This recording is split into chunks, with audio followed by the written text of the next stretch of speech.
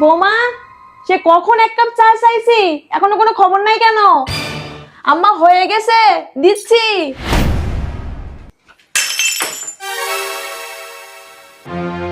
High রে high, কি সর্বনাশটা তুমি করছো!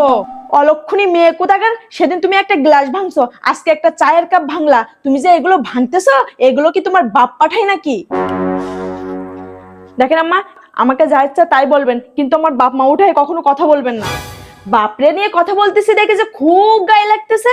তোমার বাপ যে বললো আমার ছেলেকে একটা বাইক দিবে, 1 লাখ টাকা দিয়ে, বাকি টাকাগুলো দেয় না কেন?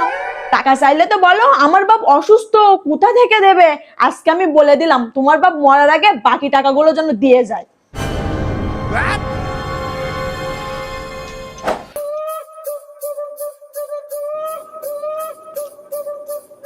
আহারে, আমার মেয়ের মুখটা শুকাই গেছে। খামা, মন ভরে খা। এই নে, বড় মাছের মাথাটা তুই খা। শ্বশুর বাড়িতে কি খাস কি না খাস তার কোনো ঠিক নাই। আমার শাশুড়ি যা শয়তান, মন চাইলে কোনো কিছু খাইতে পারি না। সে কিভাবে ছেলের টাকা নিয়ে মেয়ে জামাইরে দিবে, সবসময় সে ধান্দায় থাকে। জামাইরে ভালোভাবে বুঝে সংসার আলাদা করে ফেল। এক সংসারে থাকলে ভবিষ্যতের জন্য কিছুই করতে পারবি না। ছোট বউ, আজকে রান্নাটা কে করছে? আম্মা, আমি রান্না করছি। তুমি করছো, ভালো কথা, কিন্তু সব ভাত তরকারিতে চুল আসলো কিভাবে? মা, ছোট ভাবের মাথা থেকে প্রচুর চুল পড়ে। তুমি মেঝেতে তাকিয়ে দেখো, চুল ভরে আছে। আজকে আমি ভাবিদের বাথরুমে গোসল করছিলাম, এত চুল পুরো পড়ছে, যেখানে হাত দিছি সেখানে চুল। তোমারে নিয়ে তো আমি ভারী যন্ত্রণায় আছি। এখনো একটা বাচ্চা হইতে পারলো না, মাথার চুল সব পড়ে যাচ্ছে।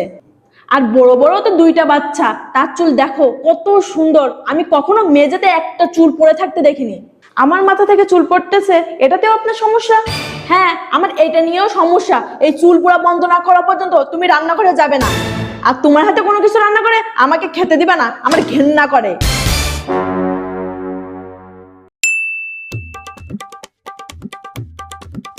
ভাবি, ভাবি, তোমার চুল কত সুন্দর, আর আমি চুলের জন্য সবার কাছে উঠতে বসতে কথা শুনতেছি।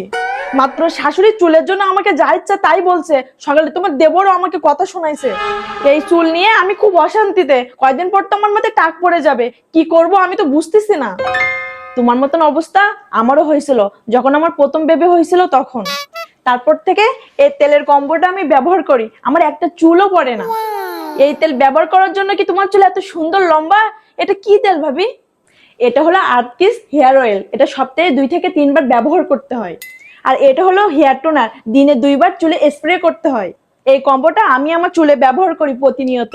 এটা ব্যবহারের ফলে চুল পড়া বন্ধ করে এবং চুলের গোড়া শক্ত হয়। এটা ব্যবহার করলে চুল হবে আমার মতো লম্বা এবং খুশকি মুক্ত।